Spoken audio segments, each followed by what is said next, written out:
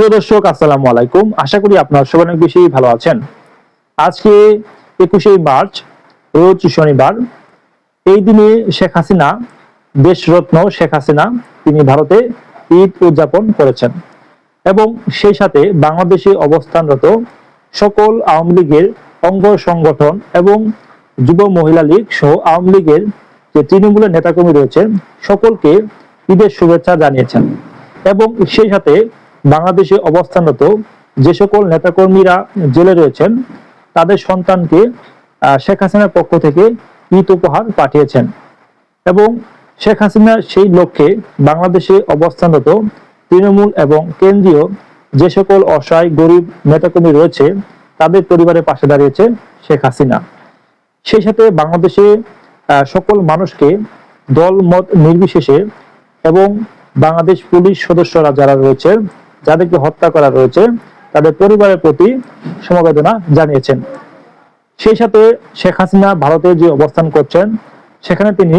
আওয়ামী লীগের যে কেন্দ্রীয় নেতা রয়েছে তারাও অনেকেই অবস্থান করছেন ভারতে, তাদের সাথে কুশল বিনিময় করেন এবং সেখানে তারা রাজনৈতিক বিষয় নিয়ে আলোচনা করেন, বাংলাদেশের পরিবেশ পরিস্থিতি নিয়ে আলোচনা করেন এবং বাংলাদেশের মধ্যে যে সকল বিষয়গুলো বিদ্যমান রয়েছে, দুর্নীতি, হত্যাযোগ্য এবং বিচারহীনতা, বিচারের দুঃশাসন এবং যে বর্তমান যে শাসন ব্যবস্থা রয়েছে, আইনের শাসন রয়েছে, সেটি বিঘ্ন ঘটেছে এবং অনেকেই নেতাকর্মী রয়েছে তা মুক্তি পাওয়ার পরও জেল গেট থেকে আবারও মিথ্যা মামলা দিয়ে তাদের হ্যারাসমেন্ট করার জন্য আবারও জেলখানায় প্রেরণ করেছেন। এমন অনেক ভিডিও আমরা দেখতে পেয়েছি। সে সকল নেতাকর্মী সহ আরো যারা রয়েছে বাংলাদেশে অবস্থানরত ছাত্রলীগ, যুবলীগ, আওয়ামী লীগ এবং স্বেচ্ছাসেবক লীগ সকল দলের যে নেতাকর্মী রয়েছে তাদেরকে ঈদের সমবেদনা এবং শুভেচ্ছা জানিয়েছেন। সেই সাথে বাংলাদেশের হতদরিদ্র আরো যে সকল পরিবার রয়েছে তাদের পাশে দাঁড়ানোর জন্য শেখ হাসিনা আহ্বান জানিয়েছেন। বাংলাদেশে অবস্থানরত আওয়ামী লীগের যে সকল নেতাকর্মী রয়েছে তাদেরকে শেখ হাসিনা অনুরোধ করেছেন তারা যেন এই দুঃসময়ে বাংলাদেশে যে গরিব অসহায় পরিবার রয়েছে ঈদ উপলক্ষে তাদের পাশে দাঁড়ানোর জন্য অনুরোধ করেছেন এবং সেই সাথে শেখ হাসিনা আরো বলেন, বাংলাদেশে যে দুঃশাসন কায়েম করেছেন ডক্টর ইউনূস এবং বর্তমান যে সরকার রয়েছে তারা যেহেতু 12ই ফেব্রুয়ারিতে নির্বাচন করে সরকার গঠন করেছেন,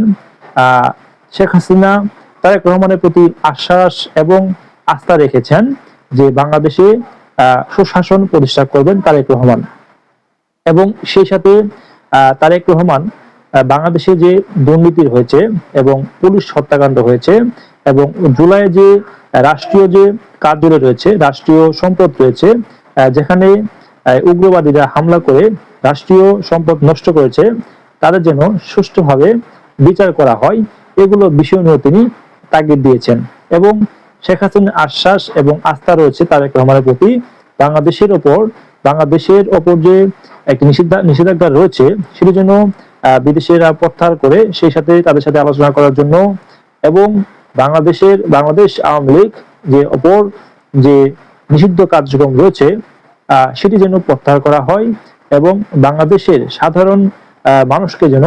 গণতান্ত্রিকভাবে তাদের রাজনীতি আদর্শ পালন করতে পারে, সেজন্য তারেক রহমানের প্রতি শেখ হাসিনা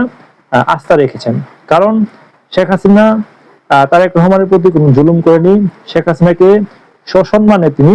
বিদেশে চিকিৎসার জন্য পাঠিয়েছিল যেন তিনি সুষ্ঠুভাবে এবং সুস্থ হয়ে ওঠেন, কিন্তু সুস্থ হওয়ার পরে তিনি আর দেশে ফিরতে পারেননি। সেটি তারেক রহমানের একান্তই ব্যক্তিগত বিষয় এবং শেখ হাসিনা আরো বলেন, বাংলাদেশে যে অবস্থানত আওয়ামী লীগ, যুবলীগের নেতাকর্মী রয়েছে তারা যেন সাধারণ মানুষের পাশে দাঁড়ায়, সাধারণ মানুষের কথা নিয়ে তারা রাজপথে থাকে।